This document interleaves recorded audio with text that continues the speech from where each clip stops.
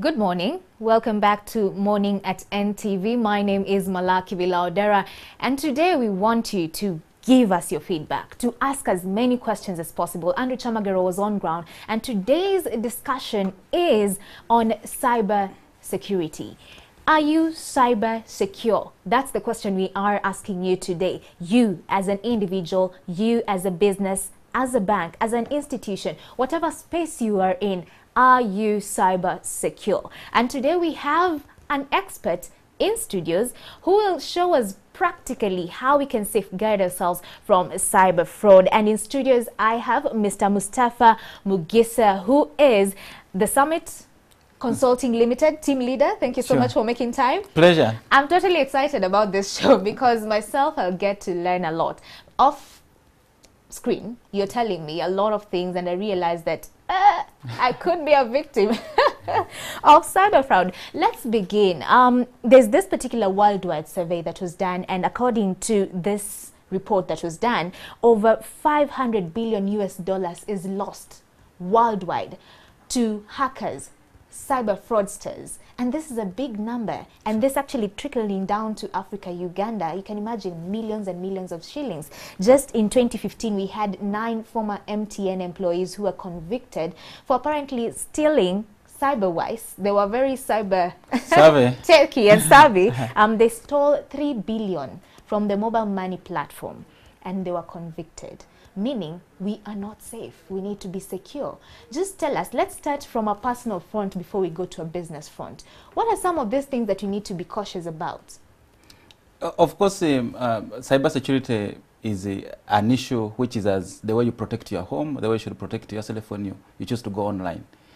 Most of the time we have got mobile phones, we have got a lot of mobile apps. The technology service provider gives us a lot of strength and security, but because there's no patch to human stupidity, we don't do the things which we should be doing. Yes. So you find you need only 5 apps, you will put 10,000 or 1,000 apps on your phone. You don't need them. So this is why we say if you don't need an app, if you have not used an app maybe in a week, then you don't need it. Remove it from your phone. If you've not used an app for a week, yes, you don't need it. Exactly. But then you find somebody, every app they see on maybe App Store or iOS, Apple, they want to download it. So you find you have so many redundant apps. And remember, an app is an attack vector, as I'm going to show you. If I know maybe Mala likes, say, volleyball, so I'm going to send you something, maybe an email, maybe a WhatsApp, maybe a Skype chat, maybe a Facebook link, which maybe gives you the recent results. Yes. In volleyball, the chances you are going to download it are very high. So maybe you may download the entire app. Now, as you check the results, it is installing into your core operating system. So everything you do, I am going to get it. Now, that's why we say if you've not used a given app maybe for 1 week, then delete it completely. But most of the time also there are other attack vectors which are there. You go to an internet cafe, then you just put in your username and password, then you leave. Even some people forget to log out properly. Let's remain with the apps thing, because I download quite a number of apps. For some reason, they make my life easy. Yes. Now that we are tech savvy, all of us need to, just get up to that tech bit of it. And so, does that mean before I download an app, I need to be very cautious? What are the things that I need to look out for before I download an app via Play Store, maybe? First, you need to look at the app reviewer. Who are the people behind the app? Every app you see has got a company which is, for example, which made it. So you need to visit the website of that app, and then for that website you will be able to see maybe there is HTTPS, Hypertext Transfer Protocol Secure. If there is secure, it means that the company, maybe there is a certification authority, in the same way you would say Uganda Registration Services Bureau, which confirms that on the web, this company does physically exist and they do legit business. But now, of course, we are seeing even hackers are sophisticated. They can get free security certificates. So this is why you need to look at the kind of the authority issuing that kind of certificate. Because they are also, if you look at certification authorities globally, you are going to see there are those authorities which have been in business for long, and they operate in certain countries where the legislation is very tight. Yes. So that means that that given particular company's application is okay to use. But most of the time you'll find that even if there is no website for a given app maker. So because you see in the darker world, you want to have as much anonymity and lack of identity as much as possible. Right. So if you, before you download the app, get the name of the app, put it in Google or any search engine, say, find out who are the people behind this app. The company, how long they have been in business, do they sell this app, what is their business model for making. Wow. If it is maybe they make money through ads, then you want to confirm who is the source of these ads. If they are Google ads, then that company is likely to be legit because Google will not give you a given code unless they have seen you have authenticated Yes. your personal details with Google, because you need to be able to earn money from Google. So that means that you have put a lot of your details to them. So that's a kind of small, what we call due diligences you need to do before you download an app. If I like football, I'll download the football app. Maybe I may get it from DSTV. Then I know this is a legit company. Yeah. I am comfortable with it. For myself, that's a lot of work. So now from today henceforth, I'll not download apps until I do my due diligence. Sure. Thank you so much for that, kind of tip, and especially looking out for the secure and also going a step further and Googling them. Okay, let's go to what me and you do on a day-to-day basis just because of convenience, and this is internet banking. Sure. How can you safeguard ourselves from being hacked when it comes to internet banking? And we are, this time round, it's been made so convenient that I can do my internet banking at the comfort of my home via my phone. So how do I safeguard myself? When it comes to the cyber world, we have got what we call identity and access management. Traditionally, I can identify you based on how you talk, based on how you sign, based on how you walk. You have got those physical attributes, how I can identify you. Now, when I go to a bank, say Standard Chartered Bank or Barclays or Stanbic Bank, and I have an account with them, so I opt for internet banking. The question is, how will the bank identify me? Yes. So they will give me probably a username and password. The bank account number could be my username. Right. So the question is, anybody who gets my username can say is me. So meaning that they can go to the URL of the bank and put in my details only if I give them my password.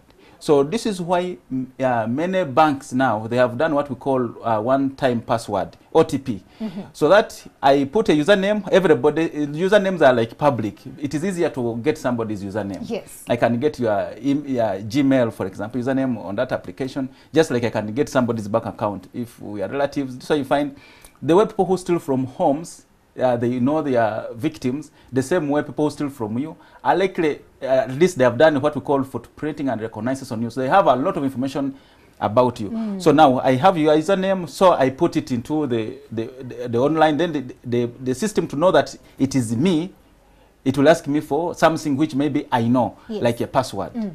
So now if I put a password, if you reluctantly share your password with me, chances that I'm going to steal your money are very high. Now, the bank could have done one control. It could have also, when you registered for internet banking, asked for your mobile number. Yes. And then you put your mobile number or your phone number. Now, when I log in for the first time on a given computer like this, it will send me, say for example, a password, a unique code. So that if when I get this code on my phone, then I can put it.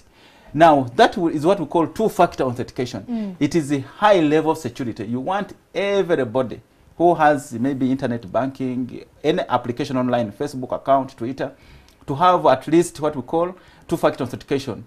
The service provider sends you a code on your phone. Mm-hmm. So chances that I have your username, I also have your password, I also have your phone, and I can open it to see the code which has come, are really very, very low. And in security, we do what we call defense in depth, make it very expensive for the hacker to access your resources. Mm. Now, the challenge comes that this internet banking one-time password is one-time password.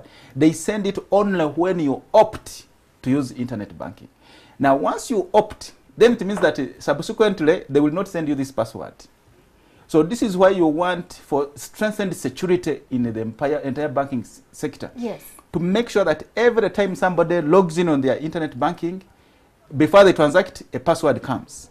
and then you can put that password. But let me ask you, isn't there still a loophole in that regard? Because now we've seen even hackers doing this thing you tech guys call the SIM card Swapping. Yes, swapping, and also SIM card. Do you call it SIM card replication? Yeah, whereby sure. people are able SIM swap. to yes, It is SIM swap, swap. yes, where you're able to actually access my personal data just by swapping my SIM card. You So see, isn't yes. that still a loophole in internet banking with that for, regard? For one-time password, the risk is, of course, in security we say that there is no system which is 100% safe. Yes. But the objective is to make it as much as possible difficult for an average hacker. Now, if on my account, for example, I have, say, 1 million, by the time I invest in this kind of technology, it means that maybe it will be to the benefit of successfully hacking you is lower than not hacking you. So this is why you want to put as many controls to make it expensive for the hacker to lose interest. That is the objective, because every day you see the hacker is most motivated. Yeah. What is their motivation? If their motivation is money, then they will see how much when I successfully hack will I get. Now remember, you need to swap a SIM every time you get a suspect. Right. Of course, sometime back early 2016, we investigated a case in one of the banks where even you go to the telecom company, you are not able to access the identity of the person. And I see you have seen government coming up and saying everybody has to register their SIM card. Right. Of course, if everybody has registered their SIM card, the risk reduces. But also you see frauds involve many parties. It involves collusion so that you break controls. Maybe you find somebody at the telecom service provider, there is somebody who is working in the core server who could be involved. Then you find there is somebody at the bank themselves involved. So you find that there are so many people in the ecosystem of fraud because there is a chain of command when it comes to cybercrime. Every time you're investigating people, they have their own technology they have invested. Yeah. But specifically when it comes to one-time password on a global scale, there's what we call Security System 7 framework protocol. Internationally, hackers have proved that you can breach that SS7 protocol, which transmits data across countries globally. And in Uganda, the biggest challenge is that most of the telecom companies, SMS text is in clear text. So if it is in clear text and there is, for example, I set up a sniffing network between the two communicating parties, chances of sniffing that traffic is very high. Wow. But also, if you also check, maybe for some of the SMS aggregators, you'll find that the messages people send will be in clear text. It is not encrypted. Now, of course, that exposes the system, but with technology and the readiness for security, some telecoms are fixing some of these kind of glitches. But remember, when the market, maybe the cost of doing business is expensive, some people relax on some security controls because that investment in end-to-end encryption of all the network points of all subscribers becomes huge security. So this is why you are seeing these days there is an emergency of VPNs, but also what we call internet protocol calls. When I make a phone call via Skype, via WhatsApp, it is slightly higher secure for a man in the middle to attack because by the time you decrypt that, it is very expensive. However, when I make a text call, that is a voice to voice call, chances that this transaction or transmission is what we call clear text. Chances of sniping it on the wire, which we call the wiretap, becomes very high.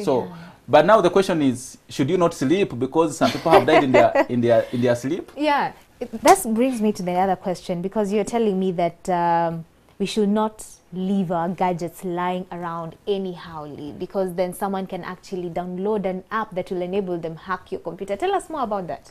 Maybe I can do a demonstration for you. Yes. For example, there's what we call, I don't know whether it is they are showing it online. It is the wheel. It is there. We are okay. on.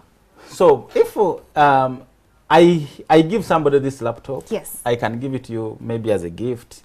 There's what we call attack vectors. If you are my subject, I have to look at how I will attack you. Let me first demonstrate it, then I can take you through the various attack vectors hackers could use, depending on how they have recognized or done what we call footprinting and reconnaissance, how they have done a background search on you. Okay. So if I have given this laptop, then you come to your Facebook, you want to check it, maybe www.facebook.com. So remember, I'm typing, so I enter. Now when I enter, I get this page. This is asking me to sign up. Yes. Or I can say I have already the username and I can put it there. So assuming I put dfee at gmail.com. Feel free to log in because now we are off. You're not showing that. It's okay. You can put it. Then password, maybe I can put in a password, which is complicated because everybody has said put a very complicated password and it is bigger characters as you have seen. Yes. So obviously you log on. I said no, since this is not my laptop. Of course I used the wrong details. This account does not exist. That's why you see that. But now for you are entering this. In the background, I had enabled the Ekeylogger. Now, if you see, I have put what you typed at 17 a.m. You typed Facebook. You can see that one. Wow. Then you logged in. This was your username. And then, so of course, I'm able to know your email on Facebook. Yes. But also, this is the password. Now, everybody tells us, make a very strong password. So, you see, a strong password can solve you from a problem of what we call brute force attack, whereby I do several permutations of your password until I get the exact match. So by making this complicated password, it means that the computer will take long to break it. So average hackers may not have this kind of computing capacity to break it. But now with this kind of attack vector, which is Ekeylogger, as you can see, I'm able to get your password and username. Even if it's as complicated as possible. Exactly. Now yes. I want you to remember that I was logging in a web form. So this can work whether it is internet banking, whether it is Gmail account, whether any application which is online where you're going to have to punch on the keyboard. Wow. Because this is deliberately created to do a Keylogger. Let me also show you something which is very easier. Now this one is a complicated Keylogger which in our lab some of our people can do to test when we are doing testing. But now you can easily, some of this technology is so easier. Now like here I have written a virus. If you check on the screen, which you could put on the screen. So on the screen, if let's show that on screen. Can we show the screen? Okay. So if this is a virus which I can send somebody to wipe the entire hard drive, and it is written just 2 codes. All I need to do is to save it as a .bat file, so that it can execute. Now, when I save it as a .bat file, and you are the target, I will send it maybe to you on WhatsApp, or I will send it to you. Since I want you to use to install it on your computer to wipe your entire computer, I will send it to you on email. This is why in many organizations the common attack vector is emails. So I can send it on maybe Facebook. I could send it on Gmail. And of course, I tell you stories which are interesting that you install it. Yeah. Now, if you logged in with administrator rights into the laptop, as you are opening it, it is installing in the background. So by the time you close your computer, you find when you open it, every document has been fully deleted. Oh my goodness. So now, as you have seen, these are 2 options. One, I can hack you. When we talk about cyber security, we are looking at 3 things: confidentiality, integrity, and availability. Right. So confidentiality, you want to keep confidential documents confident. Hospitals, for example, have got people's medical records. Yes. You want this to be very confidential because somebody can lose a lot of opportunities because their medical history has been revealed to the public. Right. Then banks have got a lot of confidential information about people's banks. You have seen recently of a case where one of the former top executive in the Bank of Uganda had everybody looking at their bank accounts. Of course, that is a big breach. So this is why you don't want any confidential documents of somebody. And that is the bank CEOs will not have, will have sleepless nights because they want to make sure that that kind of data is protected. So number 1, we should not let our gadgets lying around without taking care of them. Of course, now you see for you, for example, now you are, I can, after this, if I know maybe that is the kind of phone you like, I can buy a new version of that phone. And I have put my Keylogger, as I showed you, when I clicked here. So I can then give you a phone as a gift, which already has what? That particular app. A keylogger. Yes. So now, every time you type, it sends me, I can set it up to send me every time you log into So an what application. essentially you're saying, we should not accept gadgets as gifts. You accept gadgets as gift, but have that savviness of taking it to professionals to check it for applications which could be running remotely. Because there are applications which could be having an echo listening. So they give every time you do anything, it sends notifications to somebody. Yeah. And of course, at our forensic lab, we have seen so many people coming where they think maybe there is this traditional, and somebody feels like somebody is fooling me. Maybe we call it what in the local language? Magic. There is magic. Somebody, everything I'm doing, they are ahead of me. Yeah. So that means that probably there is a keylogger which is taking every information. Whether you print a document, whether you call somebody, when you tweet, when you chat, everything is coming to somebody's email. Wow. And that means that maybe, so the question is, what is your computer behavior? If you left your phone there and you do not, for example, secure it. Securing meaning having a password on it or locking it. Now, you see, that's another big challenge. Most passwords are just a code, or it is just a pattern. Yeah. So you find that these are really very weak security. This is why you see makers of phones, high-end phones, they're coming up with something you are, a facial recognition. Fingerprinting. Because unless if they have cut the finger, then nobody will access it. Yes. That's why that is the level of security. If you are maybe with your husband, what you could do is you fingerprint yourself and also fingerprint your partner, assuming you don't really mind them accessing. But you want to keep your data outside from outsiders so that nobody else can access it. Okay, at least now we know. Don't accept gifts as gadgets, but if you have to, take it to a tech to look at, any underlying applications that are there. The other thing is be cautious of your gadgets. Don't just leave them around because someone can access them and upload these apps in them. The other thing you're saying is we need to be very cautious of how we, leave our passwords on. Every time, log out. The other thing you're saying, don't just click onto any pop-up, either in your laptop or your phone. If I can show the screen, I show you, for example, for Facebook, the security precautions you need to make. Is the screen on? Yes, it is. Okay, now, if you see Facebook, when you go to settings under privacy, you are able to see two-factor authentication, that first line. Two-factor authentication means that when somebody logs in from a location which you don't know, they should, for example, send you a password, a code on your phone. So when the code comes on your phone, then you can put it on. But also that code could go to email. Now, if it goes to email, which is different from the email account of the system you used, that makes the security more higher. So you want to make sure as much as possible every service you are accessing, but also customers should demand from service providers to have this kind of factor authentication enabled. For example, your bank, you want to make sure that there is two-factor authentication enabled. I give you an example. If I get your ATM card from your MoneyPass, yes, I go to the ATM. For example, maybe many people have got bad habits of writing their password somehow, but also of talking on phone and releasing some of this information. So I have your card, the physical thing, something which you have. I go to ATM. The ATM does not know you per se. It knows the card. So when I insert the card, it will ask me, what is your passcode? So I'll put the passcode, assuming I know it. But also on the ATM, you have seen a lot of user awareness training whereby you can easily put a small gadget on the ATM and somebody else, they type like the keylogger and then they can see the passcode. Yes.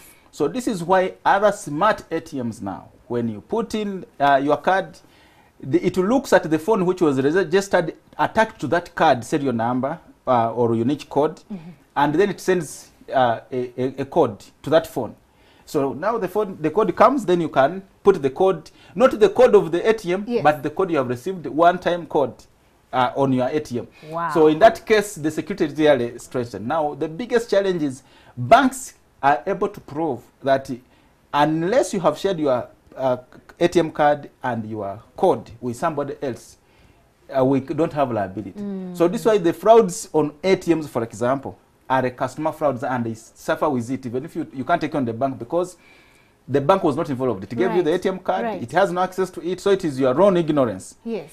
Now, so they will not. There is no motivation to invest more in that the smart ATM. Two-factor authentication. Yes. Now, also, if you see, I just thought this is also very important. If you check again on the computer, you need also to get alerts when you get a login you don't recognize.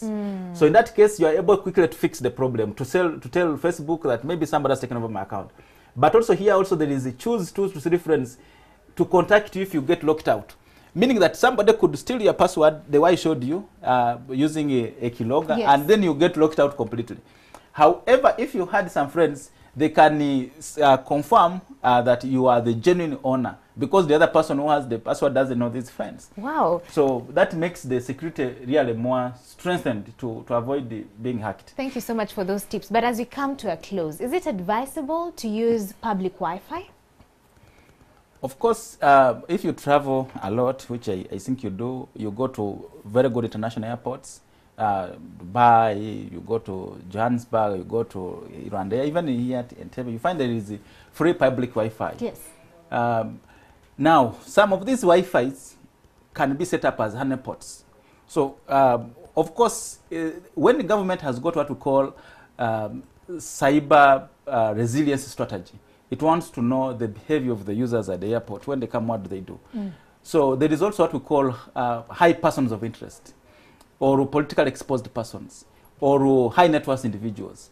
Now, these ones have got a government profile in a given database. I'm just thinking aloud. Yes. Now, if a person who is, for example, a politically exposed person, is a person of high level in society, yes. you log in on any public international Wi-Fi, maybe your name will pop up. Now, anybody who manages that Wi-Fi could know what you are doing.